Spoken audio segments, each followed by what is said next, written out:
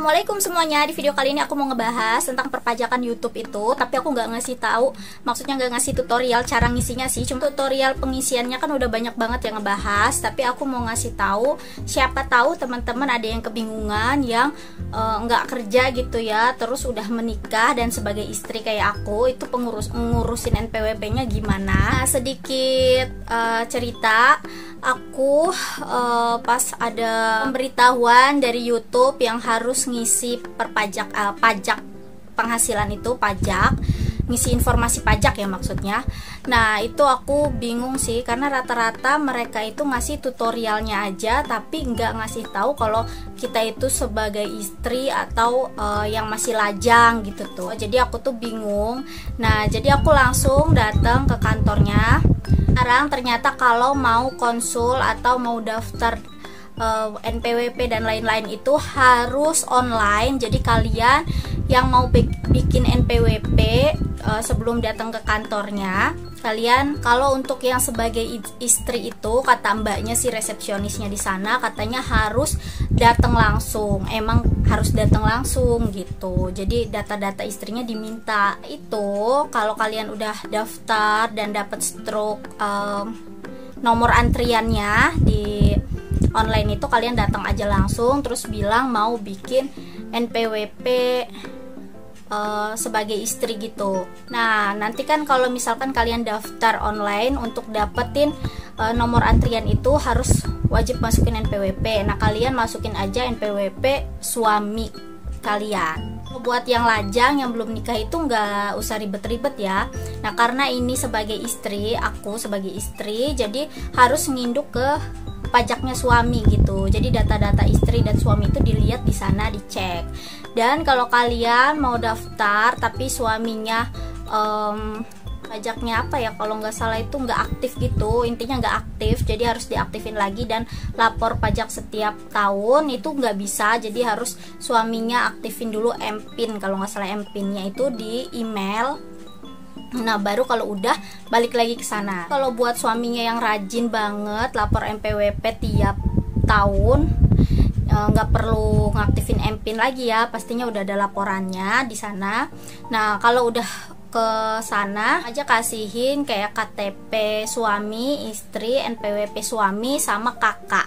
Itu difotokopi semua karena itu syaratnya. Langsung dicek-cek-cek, terus kalau udah komplit semua, oh ya, untuk alamat KTP kakak sama alamat rumah itu usahain sama semua, karena kalau nggak sama harus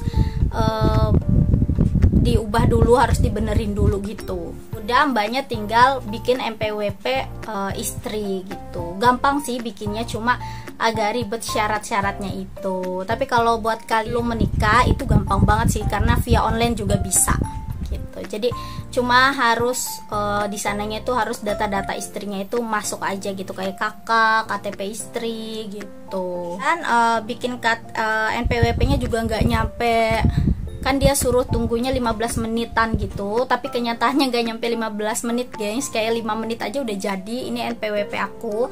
Nah, NPWP aku itu nomor NPWP-nya sama kayak suami, jadi kalian juga sebenarnya bisa sih pakai NPWP di YouTube itu, pakai NPWP suami, butuh nomor NPWP aja. Tapi lebih baik kalian langsung lapor aja ke kantornya kalau menurut aku sih ya, karena di nama istri itu ada kayak gini nih, bentar, ada nama aku, terus di garis miringin nama suami aku gitu. Pokoknya nama aku sama suami aku tuh nanti aku foto di sini deh, sebelah-sebelahan gitu.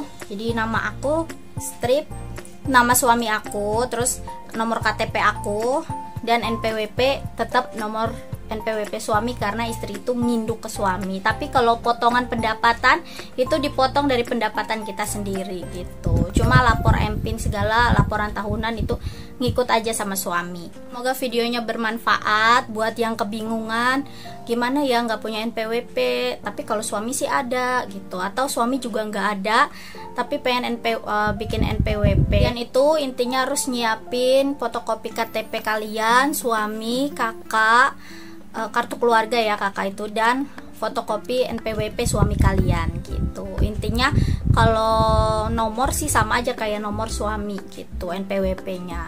Semoga bermanfaat yang statusnya sama kayak aku dan lagi kebingungan. Semoga aja video ini membantu. Kebetulan alhamdulillah juga aku udah di approve ya, udah disetujuin sama YouTube. Nanti aku screenshot kalau aku nggak lupa ya, aku screenshot di sini.